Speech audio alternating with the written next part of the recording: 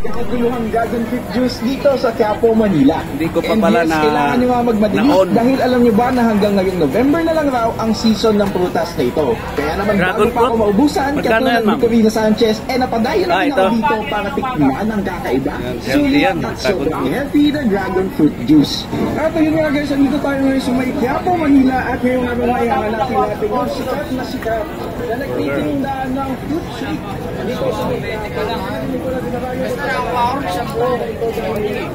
tapos, may dalawang plastic na puti na kuha mo. Oo. Isang bawas yan bro. Lechon kawali? Lechon horno po yun. Lechon horno.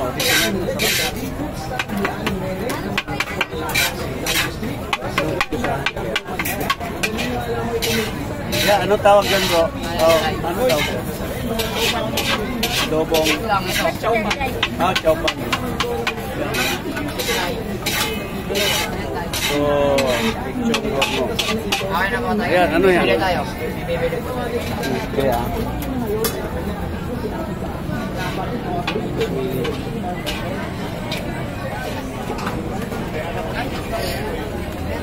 Ano to? May dalawa?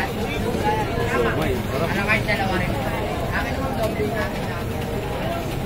Isang mga po? Kamay hanggayan, be? Kamay natin 50 lang, be, pwede ba ano siya may bilanggar yan? May kasama na po. Pwede siya may bilanggar yan. Oo. 100. Siya may bilanggar yan. Saan yun, be? Daddy? Tatlong siya may bilanggar yan. Tsaka ano, isang lechon kawali. Tatlong overload. Oo. Tsaka lechon kawali, chowpan, tsaka isang lechon Tayo, chowpan. take out. Ito ba yung ano, lechon kawali? Saan yung lechon eh? Wala nang wala na. Wala nang paksiw yung lechon. Atin lechon, Wala lang. paksiw yan, girl. Lechon paksiw. Tatlo, be? Ubos na lechon, kaya lechon paksiw na lang.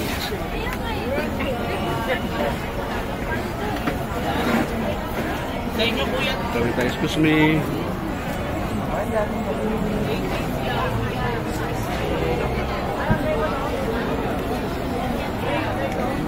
Daming tao. Sobrang sarap ng pagkain dito. Ang daming tao. Nakapila mga.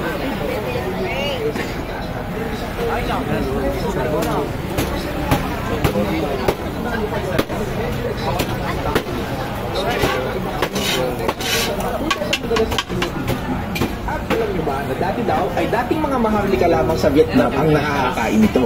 Sobrang yaman kasi nito sa antioxidants at pinaniniwala ang mabisa kontra sa diabetes. Kuya Kim yarn, pero yun nga, para sa akin ay na-enjoy ko po talaga yung juice dahil sobrang linis sa kanilang pagkakagawa. Fresh, quality at masarap din. Yun lang, finish na.